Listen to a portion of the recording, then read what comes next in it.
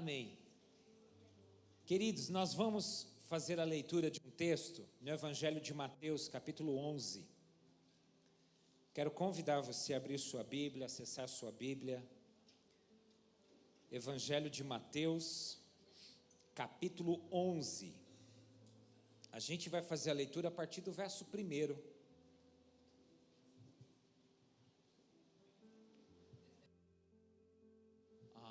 Vem cá então, tem testemunho? Vem. Que isso, amo o testemunho. Antes da gente testemunhar a palavra, a gente vai ouvir um outro testemunho.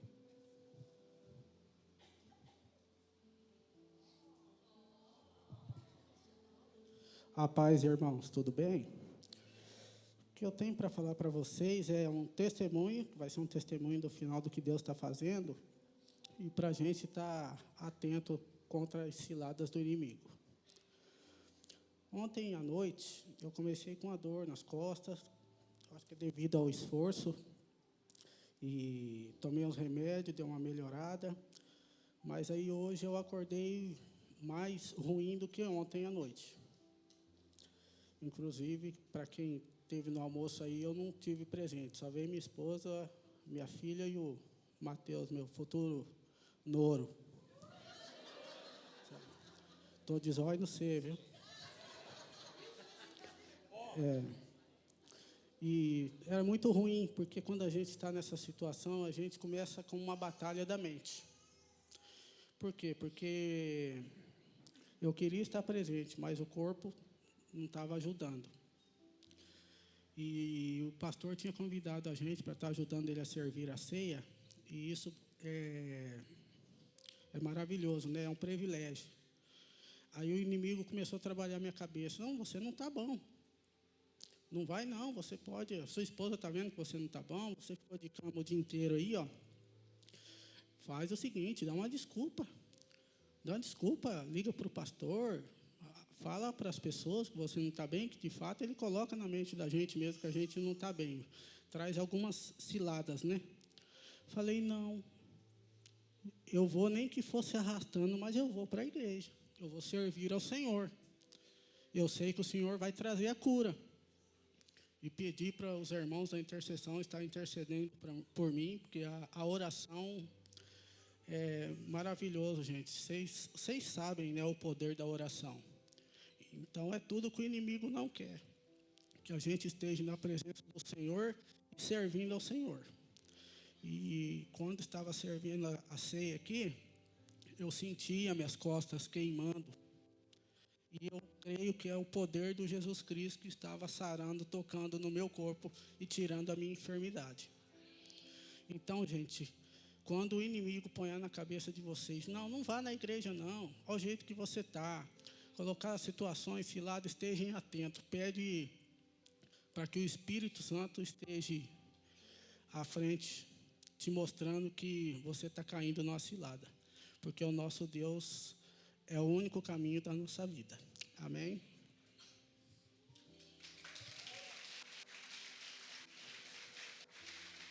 Glória a Deus. Deus é bom demais. Aleluia. O diabo não presta, né, Aline? Desse jeito. Queridos, nós temos visto através de vários testemunhos como o Senhor tem estendido a mão dele para abençoar. Nós temos escutado muitos testemunhos, eu tenho ouvido alguns testemunhos na célula que têm enchido o meu coração. E eu tenho incentivado o povo, fala na igreja, testemunha na igreja. E uma hora chega, tá? Mas Deus tem feito muito, Deus tem nos abençoado demais. E louvado seja o nome dele por isso, tá? Evangelho de Mateus, capítulo 11, a partir do verso 1.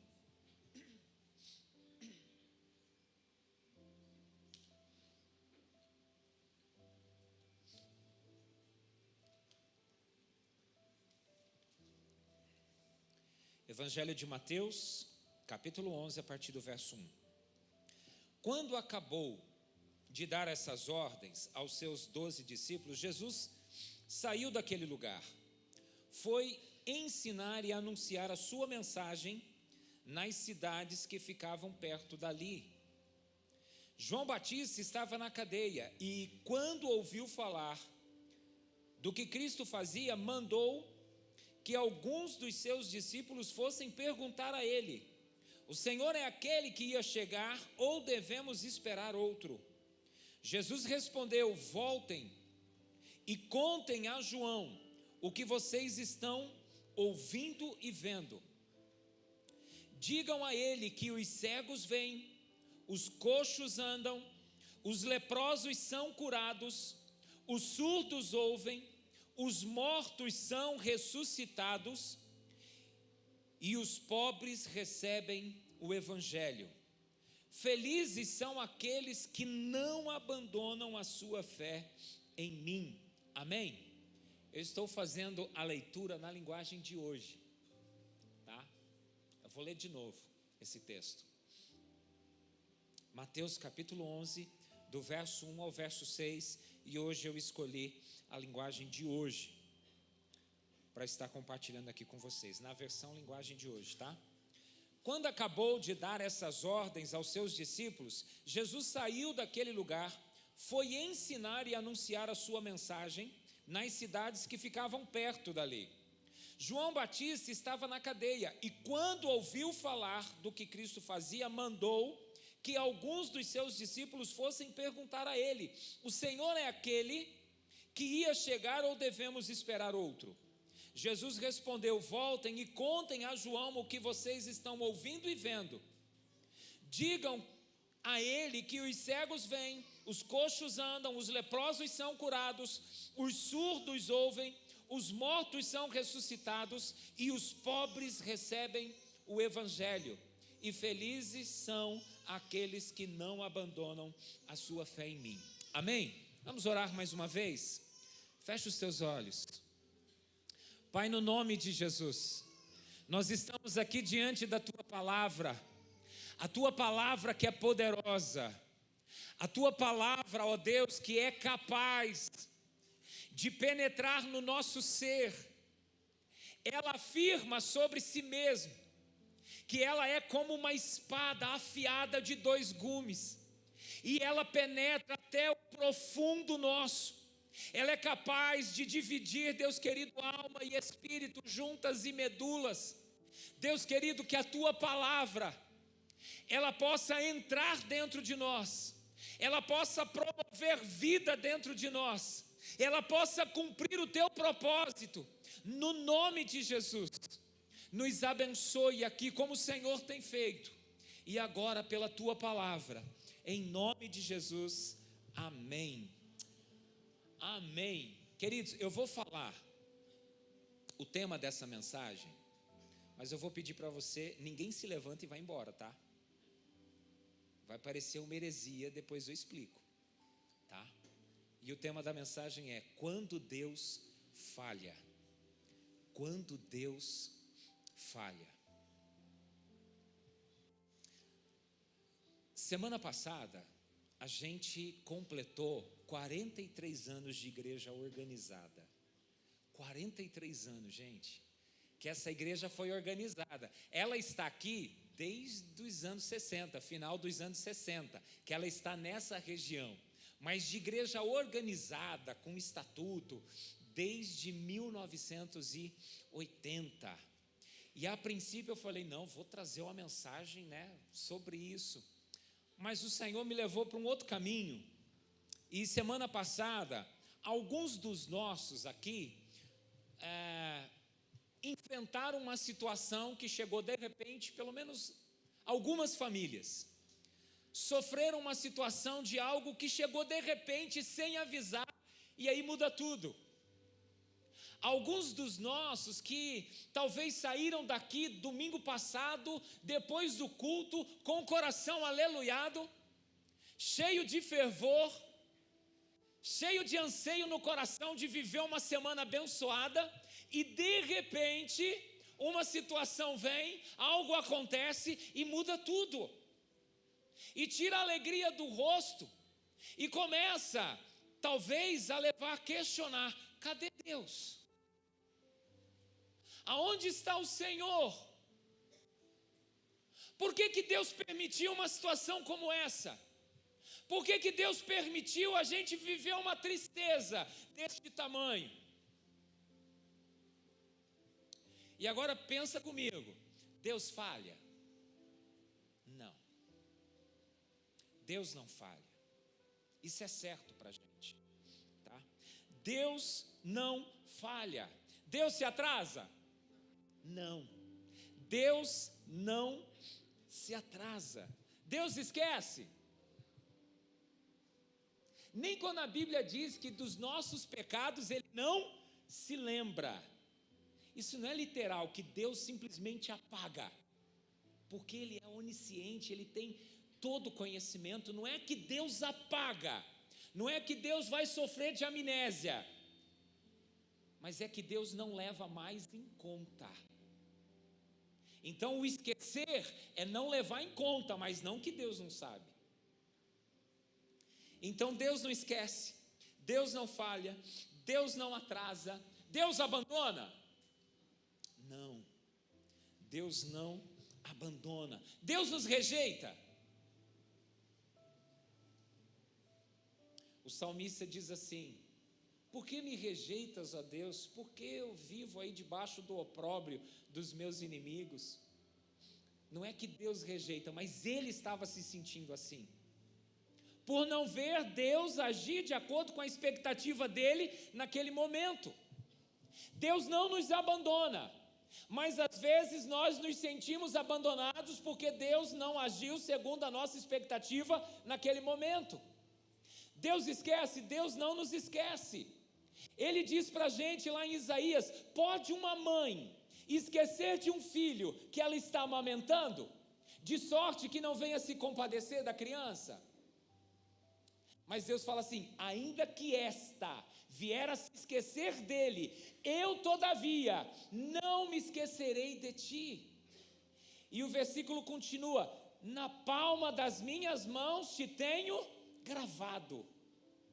Então Deus não nos esquece, mas às vezes nós nos sentimos esquecidos por Deus, porque Deus não agiu de repente de acordo com a nossa expectativa. Então Deus não falha, é claro que Deus não falha, mas às vezes a gente olha para Deus como se Ele tivesse falhado, porque Ele não agiu de acordo com a nossa expectativa. Então quando eu falo aqui, quando Deus falha, não é necessariamente que Deus falha, mas é que para mim parece que Ele falhou. Para mim parece que Ele não se moveu. Para mim parece que Ele não se mexeu. Para mim parece que Ele esqueceu. Para mim parece que Ele atrasou.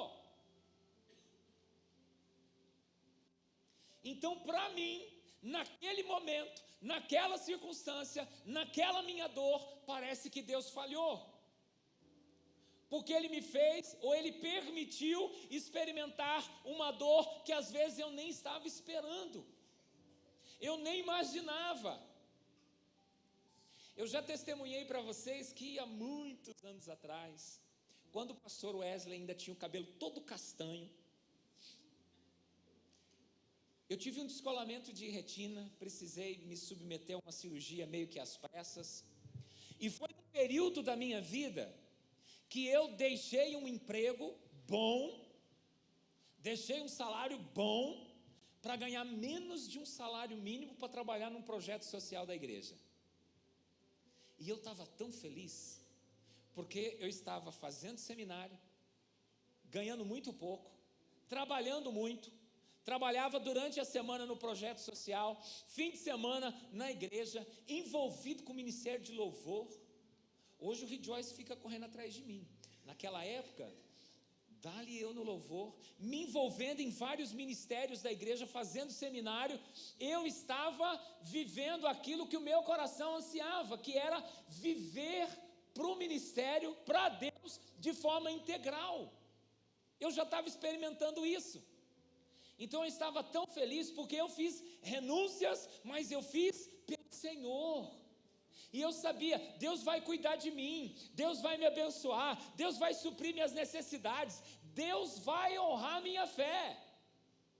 E aí, de repente, eu descubro um descolamento de retina, precisava fazer uma cirurgia às pressas, não tinha dinheiro, não tinha plano, e tudo que eu tinha era um Fusquinha, e eu já imaginei, vou vender o Fusca, vou perder o Fusca, e ainda vou ficar endividado. Aí sabe o que eu pensei? Deus falhou, Deus me abandonou, Deus virou as costas para mim, Deus não se importa comigo. E foi uma luta para mim, porque naquele momento, por conta do que eu estava vivendo, era assim que eu estava olhando para Deus, era assim que eu estava enxergando a Deus. Não que Deus falhou, não que Deus se atrasou, não que Deus abandonou, mas naquele momento o que eu estava vivendo, o que eu estava passando, me fez olhar para Deus como se a culpa fosse dele. E eu falei de algumas famílias da igreja que viveram uma situação difícil recentemente, mas talvez alguns de nós vamos experimentar isso logo, alguma coisa assim. Talvez alguns já estejam experimentando algo já de algum tempo, o que nos leva às vezes a questionar o Senhor. Deus, por quê? As pessoas vão lá em cima, as pessoas testemunham. Por que o Senhor está fazendo milagre na vida de um, curando a vida do outro? Por que o Senhor está abrindo as portas para um, e eu estou aqui sofrendo, e eu estou clamando, e eu estou berrando, e eu estou chorando, e parece que para mim o Senhor não olha, parece que o Senhor não se importa comigo.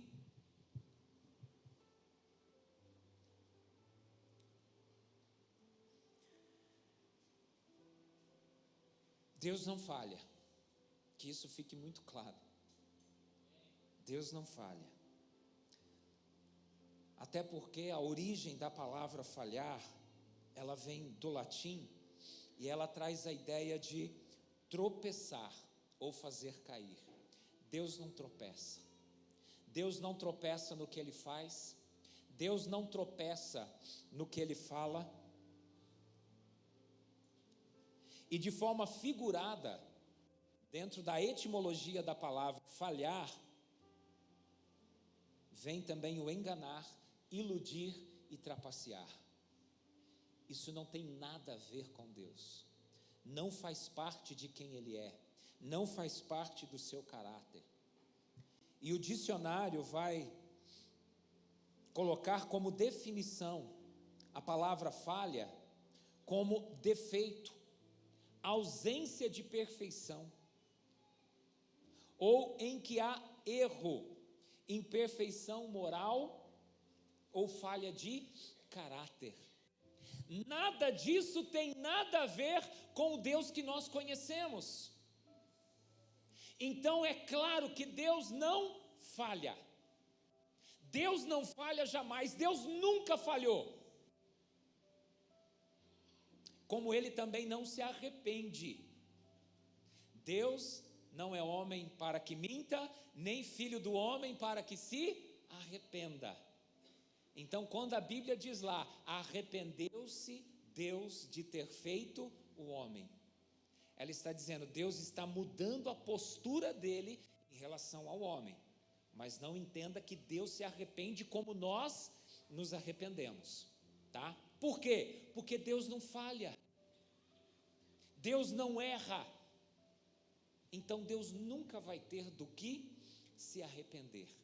Mesmo que a gente pense assim, poxa, Deus criou o homem perfeito, Deus criou a mulher perfeita, Deus criou um lugar, um jardim perfeito, colocou o homem lá, e o homem caiu, e o homem pecou, e o homem virou as costas para Deus. Deus falhou com o homem? Não, Deus não falhou, mas Deus deu ao homem liberdade para fazer as suas escolhas. Agora, tanto Deus não falhou, Deus não sabia que o homem ia pecar? Sabia, tanto é que a Bíblia diz, se referindo a Jesus, que Ele é o Cordeiro que foi morto antes da fundação do mundo.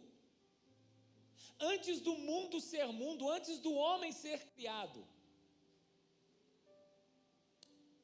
já era plano de Deus que Jesus se sacrificasse por este homem, por essa humanidade, para que ela fosse restaurada do seu pecado e novamente trazida à presença dele. Então que fique muito claro isso, Deus não falha. Agora a gente olha para esse texto que a gente leu, capítulo 11, do Evangelho de Mateus. E no verso 2 diz assim: João Batista estava na cadeia.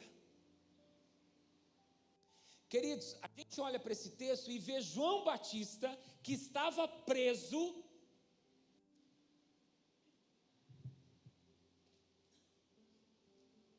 mesmo que eu chova no molhado aqui, tá? Que às vezes, não sei, de repente alguém não sabe quem é João Batista. João Batista foi um profeta que Deus levantou para preparar o caminho de Jesus. João Batista veio antes de Jesus, era contemporâneo de Jesus. Acredita-se que a diferença de idade deles eram de 6 meses, porque a Bíblia diz que quando 6 meses depois que Isabel havia dado à luz, o anjo Gabriel apareceu a Maria. Mas João, ele vem antes, e ele prega o arrependimento, e ele traz o batismo do arrependimento, e ele acaba sendo preso, e ele está agora na prisão, e aí ele manda alguns dos seus discípulos irem até Jesus, perguntar a Jesus se ele realmente era o Cristo, se ele realmente era o Filho de Deus, se ele era o Messias esperado, ou se eles deviam aguardar outro. O mesmo João Batista que batizou Jesus, que quando viu Jesus se aproximando, disse para os seus discípulos: eis o Cordeiro de Deus que tira o pecado do mundo. Quando ele vê Jesus se aproximando no Jordão, ele reconhece Jesus. Ele reconhece Jesus como Filho de Deus, como o Messias esperado. E ele diz: este é o Cordeiro de Deus que tira o pecado do mundo. Quando ele vai batizar Jesus, ele chega a dizer: eu precisava ser batizado por você, e você vem a mim. Ele sabia quem Jesus era. Mas agora parece que ele está vivendo um momento de dúvida. Ele está vivendo agora uma crise de dúvida. Será que ele é realmente Jesus? Será que ele é realmente o Filho de Deus? Será que ele é o Cristo? Ou a gente precisa aguardar outro? Ou a gente precisa esperar outro? No mesmo capítulo, no verso 11, olha o que Jesus diz a respeito de João Batista. Eu afirmo, Jesus falando a respeito de João Batista, eu afirmo a vocês que isto é verdade de todos os homens que já nasceram. João Batista é o maior. Olha a afirmação que o próprio Jesus faz de João. De todos os que nasceram de mulher, João Batista é o maior. Ele está dizendo: João Batista é maior que Moisés. João Batista é maior que Davi. João Batista é maior que Elias. João Batista é maior que Josué. Josué orou e o sol parou. João Batista é maior que esse cara. Moisés estendeu o cajado sobre o mar e o mar dividiu. João é maior que esse cara. Elias orou e o fogo desceu do céu. Davi, ainda menino, derrotou um gigante com 3 metros de altura, todo paramentado para a guerra, E Davi foi lá com uma funda, 5 pedrinhas, e matou aquele gigante. Foi um dos maiores reis de Israel. E Jesus está dizendo: João é maior que o rei Davi. E a gente não dá uma crise de dúvida aí na gente? Como que alguém assim, que é chamado maior dos nascidos de mulher, e quantos milagres João Batista realizou? Quantos milagres ele fez? Sabe quantos? Nenhum. Mas ele foi o maior profeta que já pisou nessa terra. Mas esse camarada, que era o maior, nascido de mulher, está duvidando se Jesus era Jesus. Está duvidando se Jesus era o Cristo. Ele já havia tido um encontro com Jesus. Mas agora ele está duvidando. Será que ele é o Cristo? Ou será que nós devemos esperar outro? Parece que ele está duvidando. E por quê? Por que que neste momento a sua fé parece que balançou? Por que que neste momento parece que a fé dele deu uma titubeada?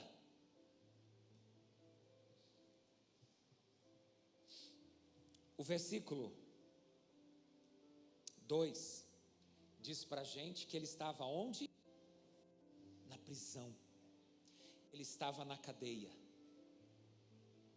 E eu fico imaginando, se ele lá na cadeia não estava com uma outra expectativa,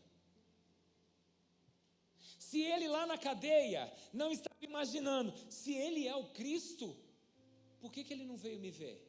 Se ele é o Cristo, por que que ele não veio me tirar daqui? Eu estou sofrendo o risco de morrer nessa prisão. Por que que ele não está fazendo algo? Por que que ele não está me tirando dessa condição? Se desde ventre eu já sou consagrado a Deus, eu servi a Deus de todo o meu coração, fui fiel a Ele. Por que que Jesus não está fazendo nada por mim neste meu momento de crise, neste meu momento de dor, neste meu momento de prisão? E aí que eu quero chamar a nossa atenção, porque João Batista teve a sua crise, teve a sua dúvida num momento difícil. Quem é a gente perto de João Batista? A gente também tem nossos momentos de crise, de dúvida, de incertezas, de achar que Deus falhou. Hoje eu olho para aquela minha experiência lá, daquele período lá, que eu falei que o pastor Wesley tinha cabelo castanho. Faz tempo, hein? Faz tempo. Faz tempinho. Hoje eu lembro das coisas que eu cheguei a pensar de Deus, eu tenho até vergonha. Da forma como eu briguei com Deus, falou: Deus, o Senhor está de brincadeira comigo. Não pode isso. E eu não entendia. Mas hoje eu olho para trás e eu vejo como Deus cuidou de tudo. Como Deus pagou toda a conta e não me tirou o Fusca, viu? Eu só vendi o Fusca quando eu fui casar. Amava aquele Fusca. Deus pagou toda a conta. Deus supriu as necessidades, Deus cuidou de mim, Deus usou de toda aquela experiência para me fazer crescer, para me preparar para aquilo que Ele tinha para mim, para as coisas maiores que Ele queria me fazer viver e me fazer experimentar, mas eu não entendia naquele momento. Naquele momento eu só via dor, naquele momento eu só via a minha preocupação, porque o médico falou para mim: eu posso te operar e não adiantar nada.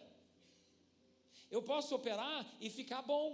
Eu posso operar e mais para frente ter que operar de novo. E eu posso operar e você perder a vista do mesmo jeito. Então eu só enxergava a minha dor, o meu desespero. Hoje eu consigo olhar para trás e ter vergonha das coisas que eu disse, das coisas que eu pensei, mas naquele momento, aquilo parecia ser uma verdade para mim, que Deus tinha falhado, que Deus não se importava, que Deus não se preocupava. E aqui eu vejo João Batista preso e talvez com esses questionamentos. Por que ele não faz nada? Por que ele não se move em meu favor?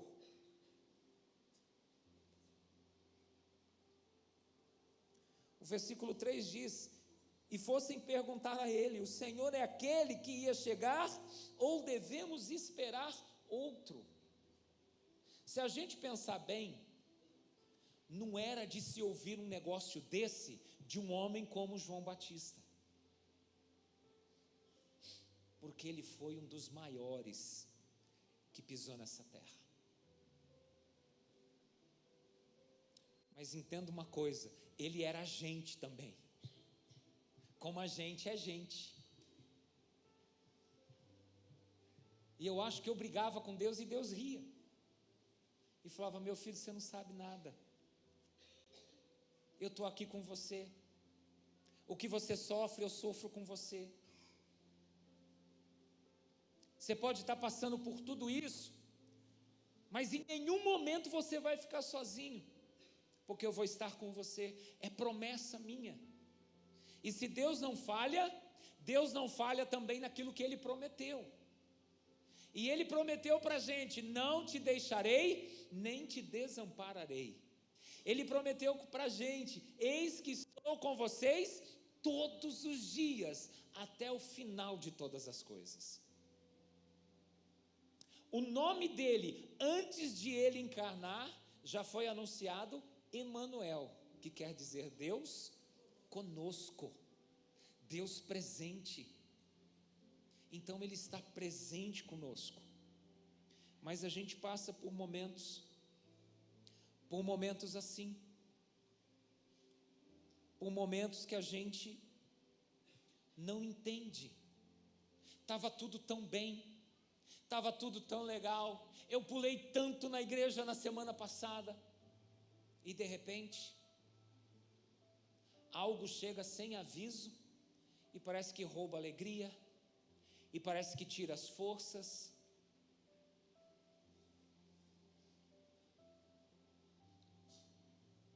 E começa a encher o nosso coração de dúvida.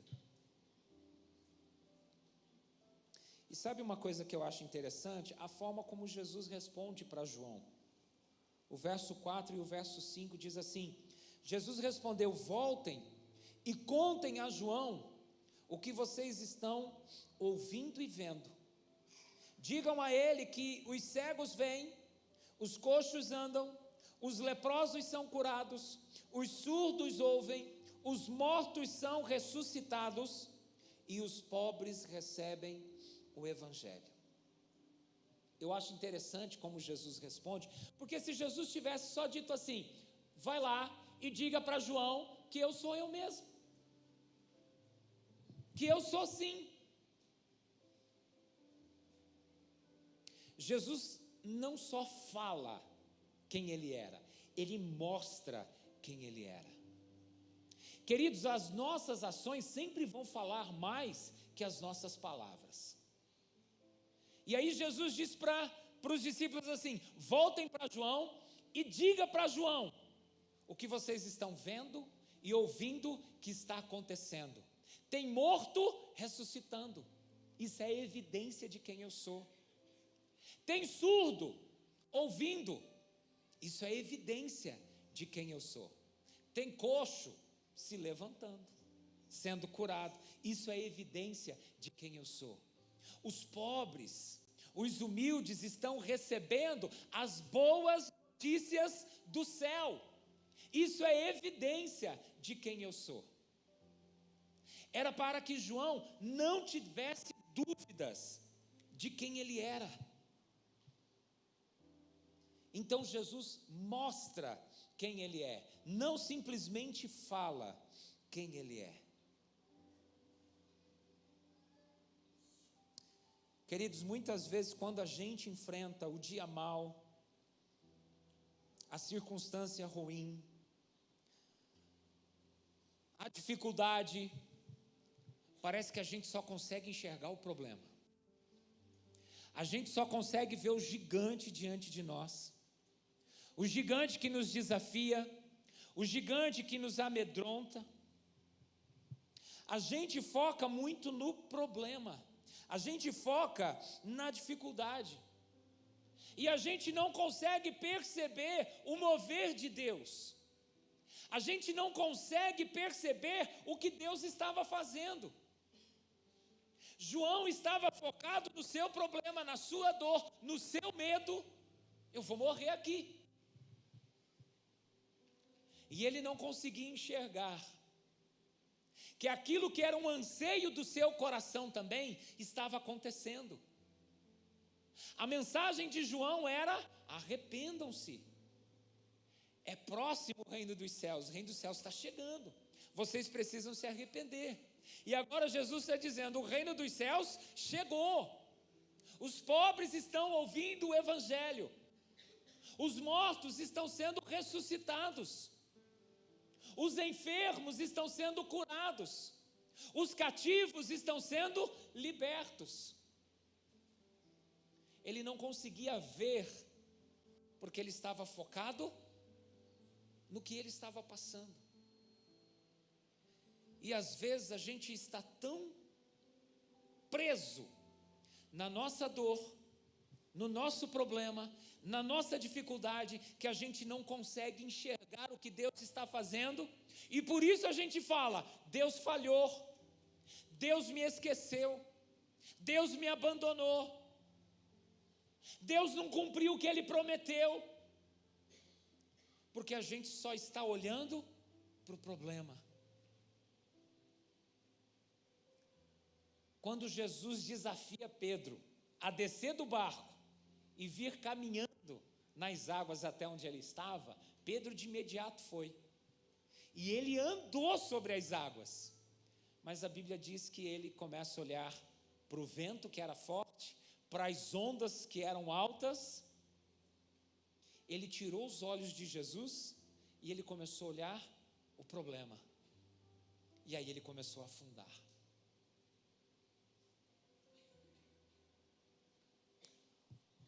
O salmista, Salmo 27, versículo 13, a versão, se eu não me engano, é a Revista e Corrigida, diz assim: pereceria eu, se não cresse que verei a bondade do Senhor na terra dos viventes. O salmista passava por um momento difícil, por um momento de dor, por um momento de aflição, mas ele chega a dizer assim: se eu não cresse que a bondade do Senhor vai se manifestar, eu com certeza pereceria, eu não aguentaria, eu jogaria a toalha. E queridos, se nós não tirarmos os olhos da nossa dor e do nosso problema e olharmos para ele, a gente também vai perecer. A gente também vai esmorecer de tal forma, a ponto às vezes até de abandonar a fé. E quantos talvez você conheceu que veio para a igreja, que estava animado, que estava empolgado com a igreja, mas de repente sumiu, desapareceu. Quantas pessoas já passaram? Nós fizemos 43 anos de igreja organizada, mas como eu falei, desde o final dos anos 60, essa igreja está aqui nessa região, pregando o evangelho. Pastor Matias já estava lá naquela época, lá não, aqui, né?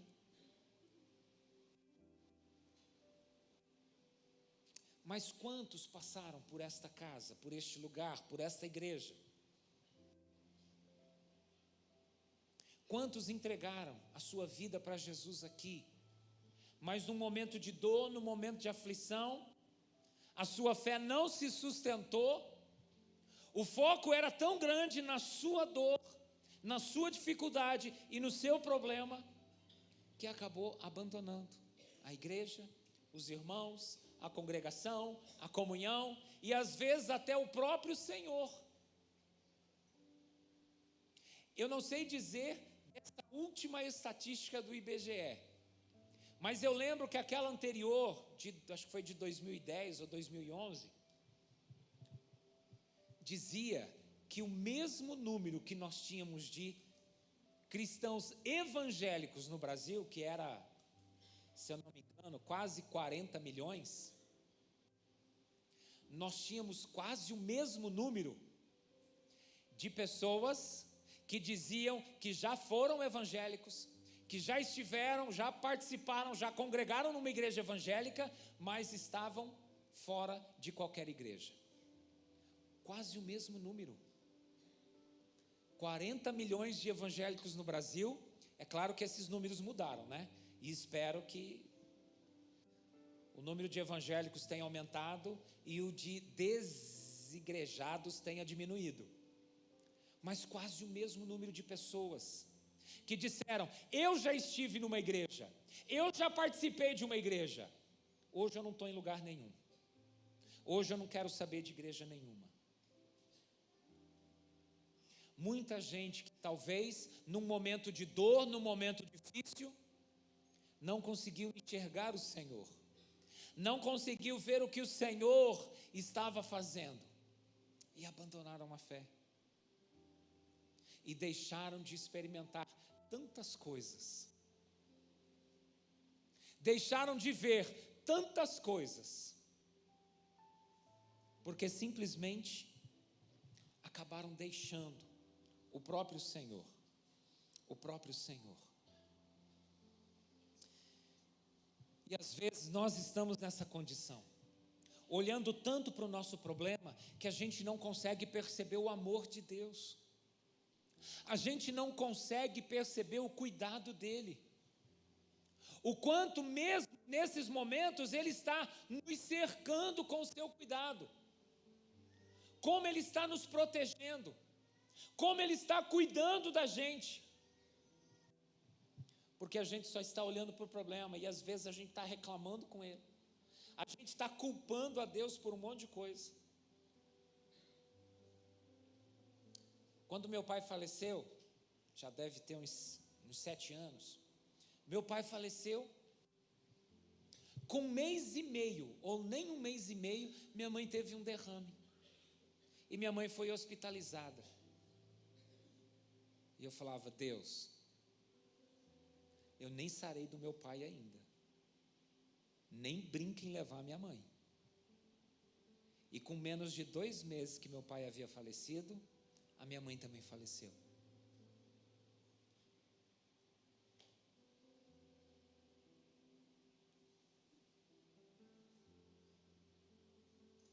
E aí às vezes a gente começa a questionar: por que, Deus? Isso não parece ser amor, isso não parece ser cuidado, isso não parece vir de um Deus que diz que me ama. E às vezes é assim que está o nosso coração. A gente olha tanto para a dor, para a perda, para a dificuldade, que a gente começa a questionar a Deus. A gente começa a achar no nosso coração que Deus falhou. Que Deus falhou.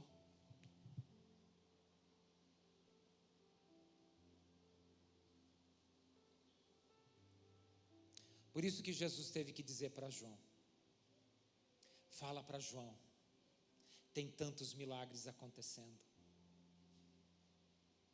tem tantas maravilhas acontecendo, João, e você ajudou a promover todas essas coisas, todas essas coisas. No verso 4 e no verso 5, texto que a gente já leu, que diz: Jesus respondeu: voltem e contem a João o que vocês estão ouvindo e vendo. Diga a ele que os cegos veem, os coxos andam, os leprosos são curados, os surdos ouvem, os mortos são ressuscitados e os pobres recebem o evangelho. Como eu falei, às vezes a gente está tão focado na dificuldade, no problema, que a gente não consegue enxergar as bênçãos de Deus. Mas entenda uma coisa: a bênção de Deus está ali, mesmo que você não enxergue, mesmo que você não perceba, mesmo que a sua dor esteja cegando você, impedindo você de ver, o cuidado de Deus está presente, a mão dele está estendida, o amparo dele se faz real. É que às vezes a gente não percebe, a gente não consegue enxergar, porque o nosso olhar só está para as nuvens, para o vento, para as ondas.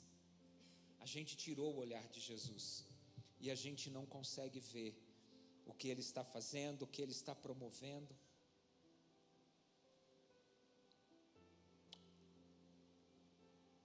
O Salmo 46 diz: Deus é o nosso refúgio e fortaleza, socorro bem presente nas tribulações.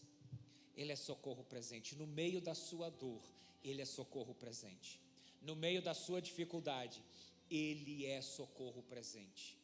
Ele não abandonou, Ele não falhou, Ele não te deixou, Ele não perdeu o zelo pela sua palavra.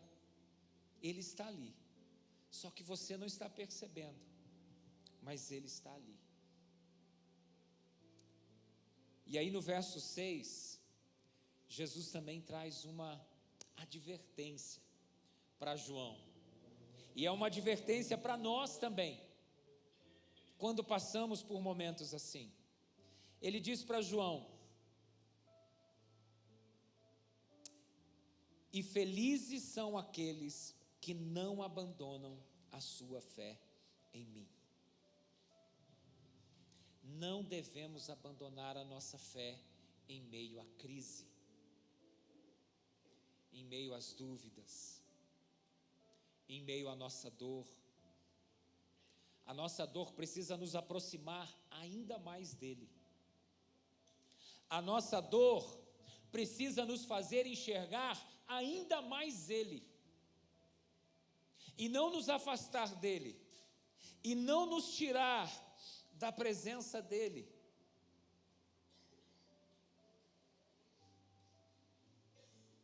Esses momentos de dores, momentos de luta, costumam cegar a gente, costumam nos deixar pessimistas em relação à nossa fé. Parece que drena as nossas forças.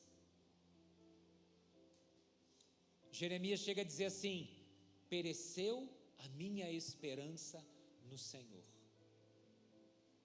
É como se ele estivesse dizendo: nem Deus dá jeito mais.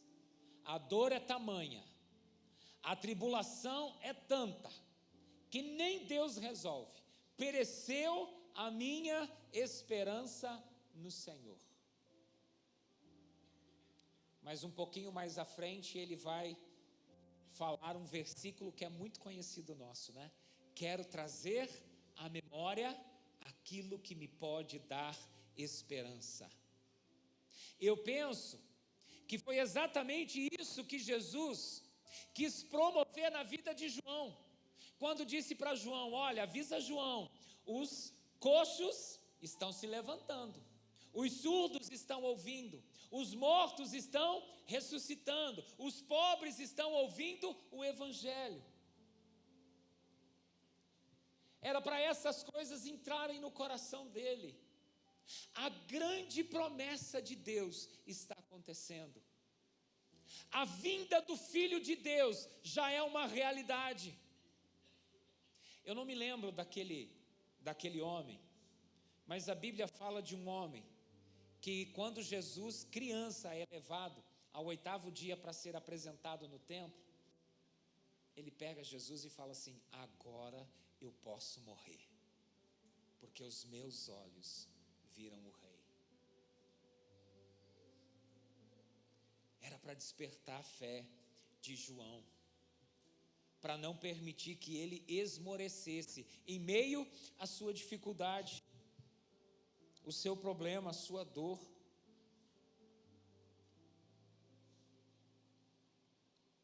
Pereceria sem dúvida, se não cresce, que veria os bens do Senhor na terra dos viventes.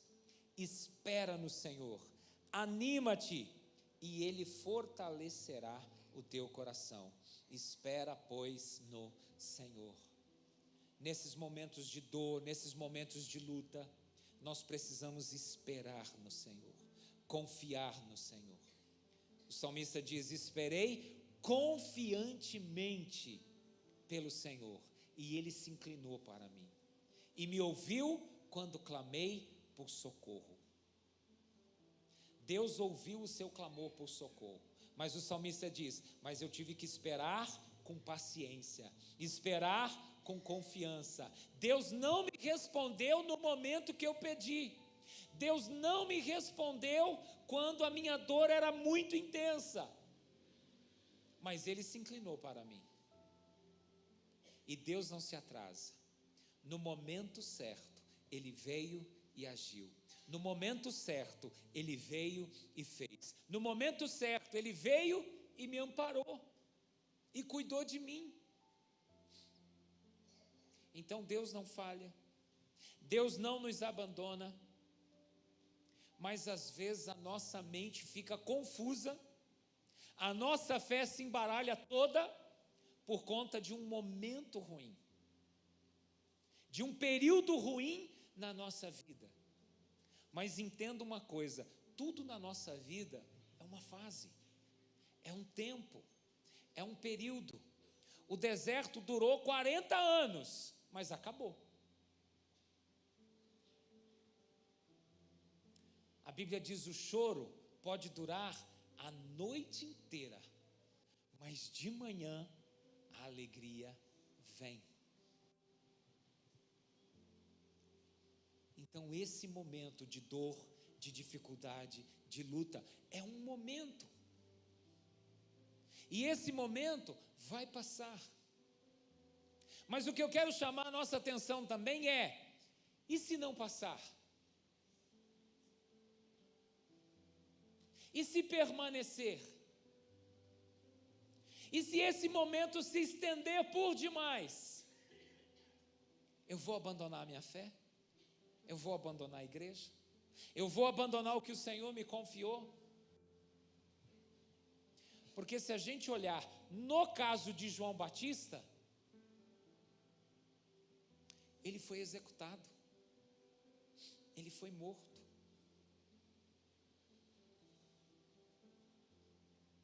Talvez a expectativa que havia no seu coração, pelo menos num momento, não aconteceu.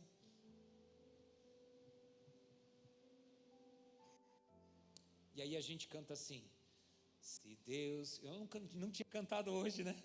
Vou cantar para vocês. Se Deus fizer, Ele é Deus. Se não fizer, Ele é Deus.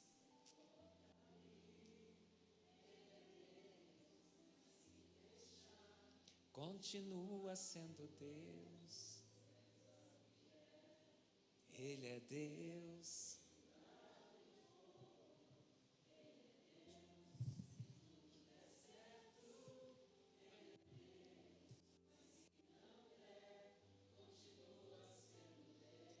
Aleluia, aleluia. Será que a gente consegue perceber isso? Que Ele é Deus apesar da nossa dor, que Ele continua sendo Deus apesar da nossa dificuldade, e que a nossa maior esperança, a maior esperança que você pode ter nessa vida, é saber o que Ele tem para você depois dessa vida. Porque essa vida ela é passageira demais, essa vida passa num estalo. A Bíblia diz que é como a erva do campo, que hoje nasce, amanhã já murchou, já secou. que a nossa vida é como uma neblina que aparece e logo se dissipa. A nossa vida aqui, ela é rápida demais. Rápida demais. Agora, o que Deus tem para nós depois daqui é eterno. Mesmo que eu sofra aqui, a Bíblia diz: olhos não viram, ouvidos não ouviram, não subiu ao coração do homem as coisas que Deus tem preparado para aqueles que o amam. Então eu posso estar com dor, eu posso estar sofrendo, eu posso ter sofrido perdas, ter sido lesado,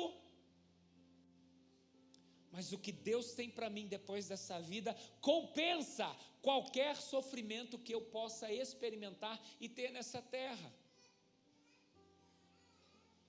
Para mim, tenho por certo que as aflições deste tempo presente não se podem comparar com a glória que há de ser revelada em nós.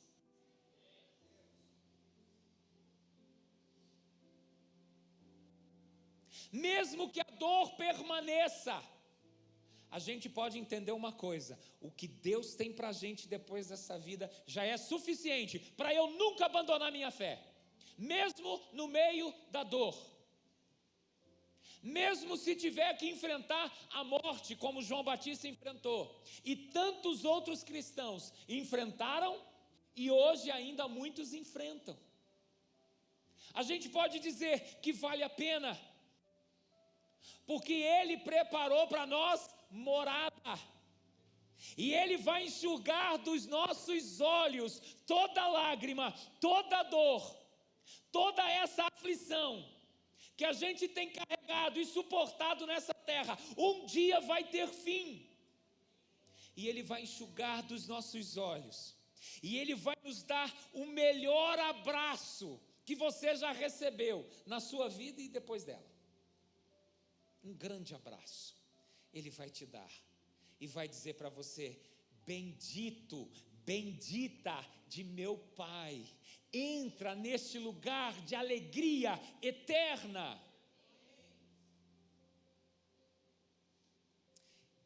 Acabou o choro, acabou a tristeza, acabou o lamento. Então, mesmo que a gente sofra aqui, a nossa esperança, os nossos olhos estão lá na eternidade, lá na glória. Neste momento de ceia que nós tivemos, o Senhor Jesus disse que nós deveríamos participar desse momento, realizar este momento, até que Ele volte, até que Ele venha. Então há uma promessa dEle, de que Ele vai voltar, de que Ele vai retornar, que Ele vai nos levar para nós estarmos junto com Ele. A melhor coisa que nós podemos desfrutar nesta terra, aqui hoje, é a presença dEle. Com a presença dEle, a gente é capaz de suportar qualquer dor, qualquer dificuldade, qualquer luto, qualquer perda, qualquer injustiça. A gente é capaz de enfrentar e de viver, se nós tivermos essa consciência: Ele está comigo, Ele está comigo, não importa o que aconteça, Ele está comigo, Ele está comigo. Sadraque, Mesaque e Abidnego foram confrontados pelo imperador, e o imperador, avisado que haviam uns judeus que não se prostraram diante da imagem de ouro que ele fez, ele ficou indignado, mandou chamar os três e falou: é verdade que vocês estão agindo assim? Eu vou dizer para vocês o seguinte: vai tocar agora a flauta. Se vocês se prostrarem, está tudo bem, mas se vocês não se prostrarem, vocês serão lançados na fornalha ardente. Vocês estão dispostos a adorar o Deus de ouro que eu fiz? E eles disseram: ih, rei, fica sabendo. Porque o rei chega a dizer assim: eu quero ver quem é o Deus que vai livrar vocês da minha mão. E eles vão dizer assim: ó rei, fica sabendo o seguinte: o nosso Deus, Ele pode nos livrar das tuas mãos e da tua fornalha. Mas ainda que Ele não faça, nós não vamos nos prostrar diante da sua imagem de ouro. E o imperador fica tão indignado, que ele manda aquecer 7 vezes mais. E de forma urgente ele manda lá os melhores dele pegar aquele espiar e jogarem dentro da fornalha. E a fornalha estava tão quente que esses servos de Nabucodonosor que vão levar os 3, eles morrem tostado. Sadraque, Mesaque e Abidnego, eles são jogados, amarrados dentro da fornalha. E aí o rei começa a olhar e fala: eita, não foram 3 que nós lançamos na fornalha? Mas eu estou vendo 4 se movendo lá dentro. E o 4º parece com um filho dos deuses. Alguns estudiosos dizem que essa é uma das primeiras aparições do Senhor Jesus no Antigo Testamento. O 4º homem dentro da fornalha. Se a presença do Senhor está conosco, a gente pula dentro da fornalha, seja para ser livre dela, ou seja para morrer nela. Mas a presença dEle vai nos sustentar para vivermos qualquer dificuldade e permanecermos firmes, inabaláveis na nossa fé. Tem gente que não entende, fala: mas sofre tanto. Lembra do testemunho do irmão Lázaro? Ele falando: mas sofre tanto, cadê esse teu Deus? Vale a pena, nem que seja para viver uma vida de sofrimento, mas estar com Ele, estar na presença dEle, viver confiando nele, porque Ele é tudo que a gente precisa, Ele é tudo que a gente necessita. Então, ainda que Ele não faça,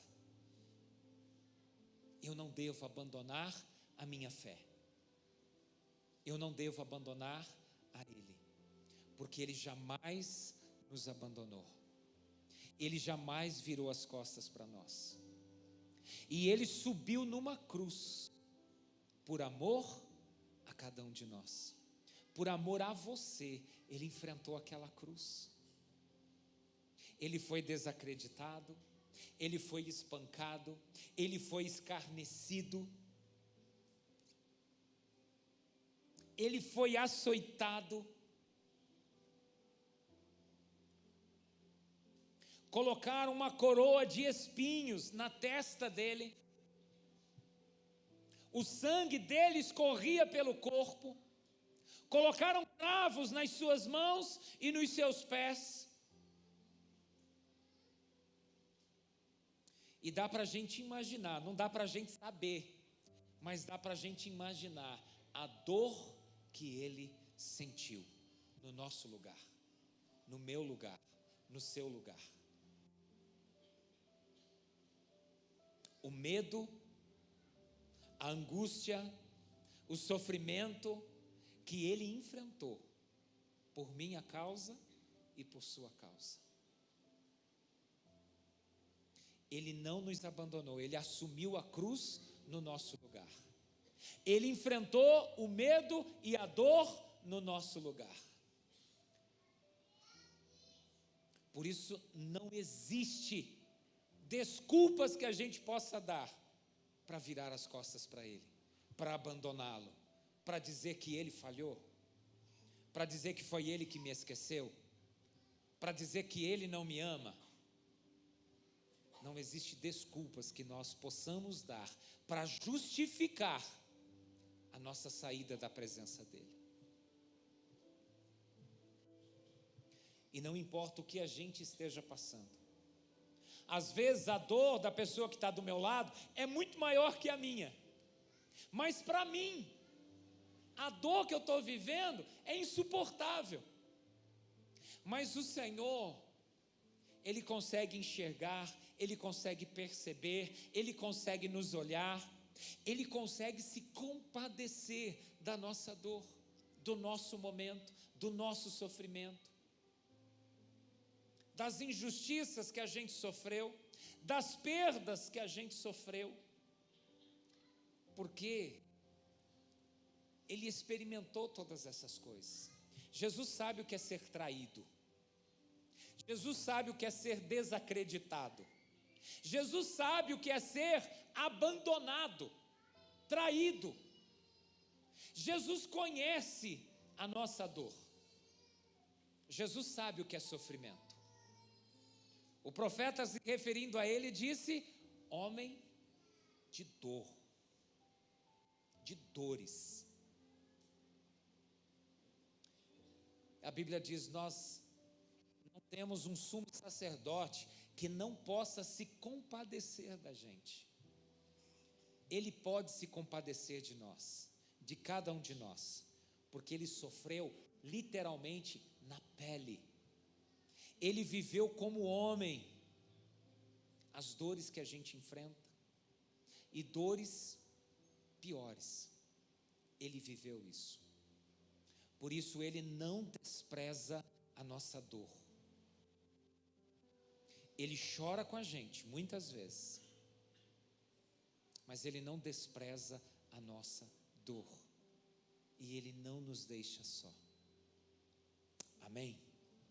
Fecha os teus olhos para a gente orar.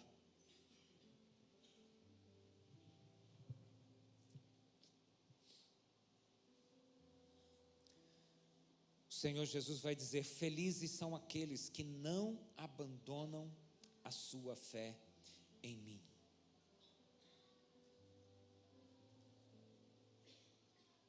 Felizes são aqueles que não desistem de mim, que não me abandonam.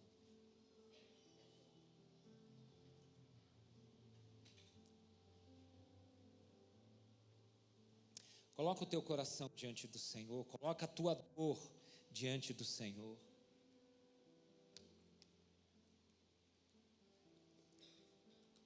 E quem sabe em muitos momentos você também questionou o Senhor, achou que Ele te virou as costas, que Ele falhou, que Ele não podia ter permitido aquilo que aconteceu a você.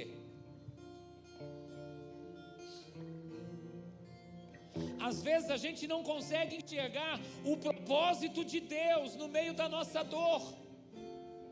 A gente não consegue compreender o porquê que Ele permitiu. O que Ele está querendo com isso? O que Ele está querendo promover na minha vida?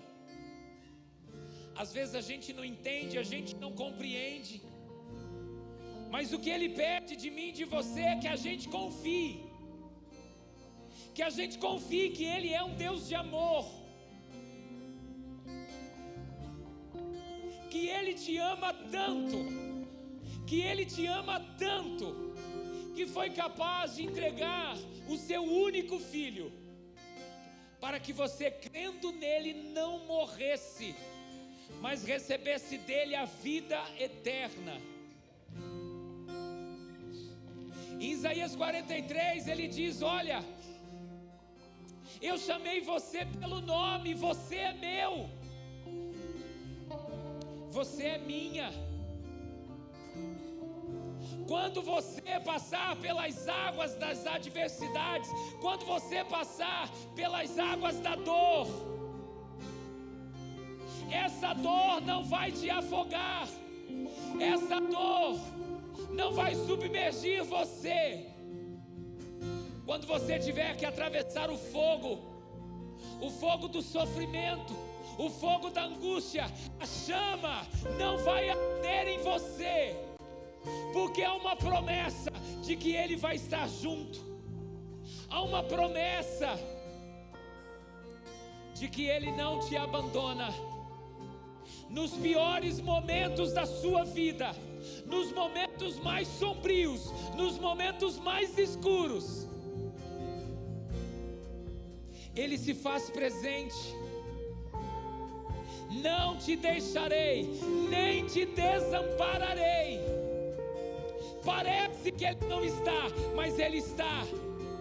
Parece que Ele não está fazendo nada, mas Ele está agindo. Parece que Ele falhou, mas o nosso Deus nunca falha. O nosso Deus nunca falha. Então deixa a presença dEle tomar conta do seu coração.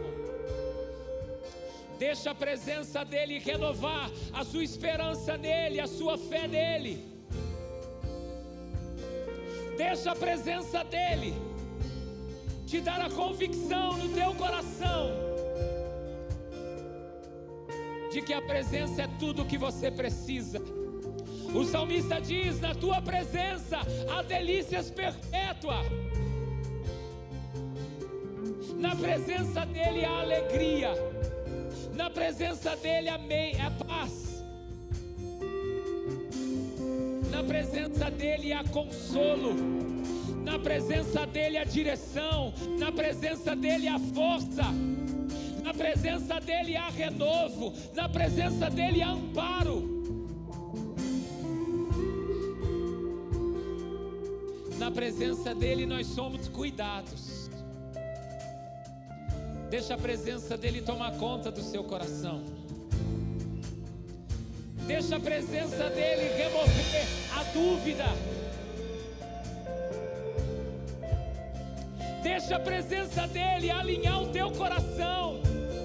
Deixa a presença dEle conectar você através da fé a Ele.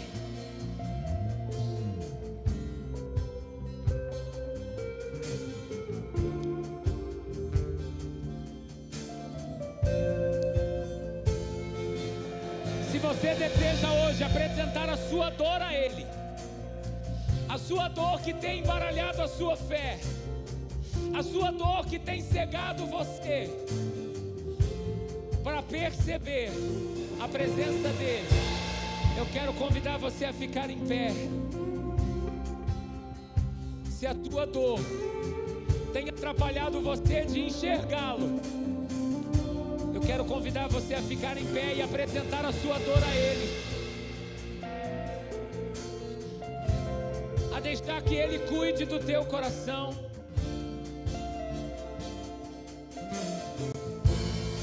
A deixar que a presença dEle venha trazer todo o consolo e remover toda a dúvida.